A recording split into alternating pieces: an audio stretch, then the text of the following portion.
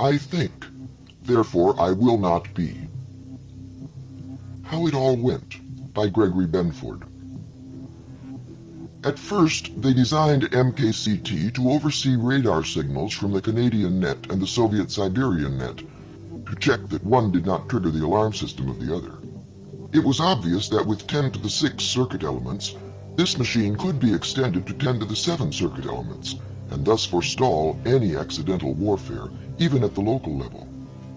Thus, MKCT monitored the Montana silos, the Kiev launching cranes, the Nanking sheds, etc., for accidental firings. Suitable embellishments were added and made 10 to the 8 elements, then 10 to the 9, and finally, in a steady spiral, 10 to the 10.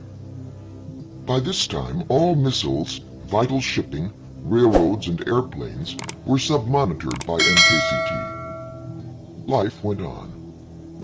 And so it came that one day a delegation burst in upon MKCT as it ruminated on events and said, "You must help. The ozone layer is being depleted by spray can gases. We're at the runaway point." "I see quite accurately," MKCT said. "Nonetheless, that is no reason to intrude upon me without wearing a tie." "But this is vital. The world is in danger." With 10 to the 10 neural connections, I have a philosophical eye. Ponder. There is nothing new here. The world, if it is to end, may be said to have begun dying when it was born. When the delegation returned, with ties neatly knotted and vests precisely arranged, they said, "We need you to release the rockets in the silos. If we load them with the right gases, we can stop the loss of ozone. The ultraviolet light from the sun will then not penetrate through to the surface, and we will be saved." When Dr. Johnson slammed his fist onto a table, MKCT said, he felt the consequences of the table.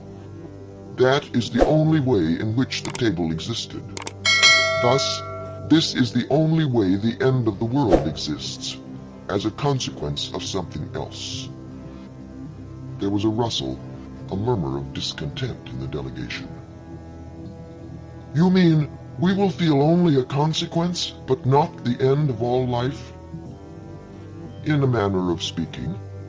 Of course, everything is basically in a manner of speaking." MKCT seemed to ponder this for a while. Impatient, the delegation said, "We cannot carry on such a discussion when there are only hours left to live. The phytoplankton in the ocean are being snuffed out by pollution. We must act. You must release the shipping networks to us." MKCT blinked wisely with its red output terminal. "You have not considered the verities of the human condition. Every issue, if discontinued merely because survival is always a problem, would never be decided." "But we must act now. Suppose I say that the phytoplankton does not exist. And then suppose I say the round square does not exist. Then I seem to have said that the phytoplankton are one thing and the round square is another. Yet neither of them exists, and we don't have any way to tell them apart by your standards. And we have no justification of the budget for astronomical research." The delegation stirred restlessly. There were mutterings of insurrection, quickly suppressed in case MKCT could overhear. The machine continued distantly.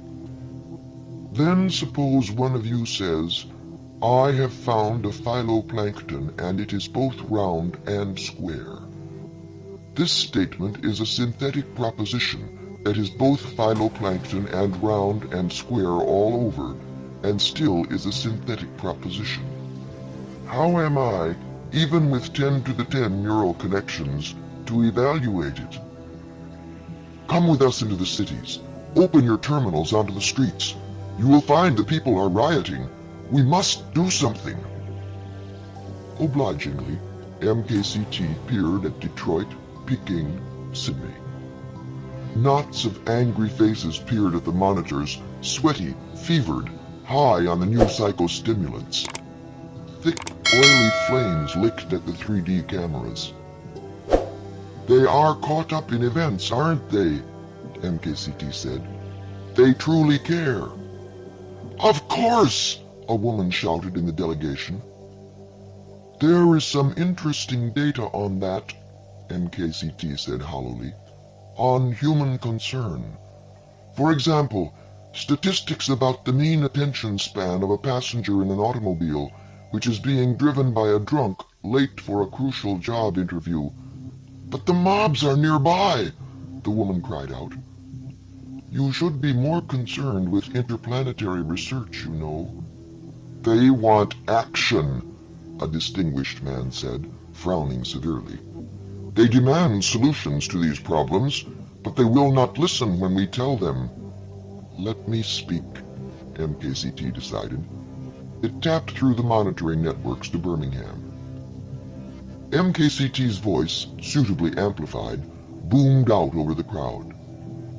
"Mere mortals, consider your place.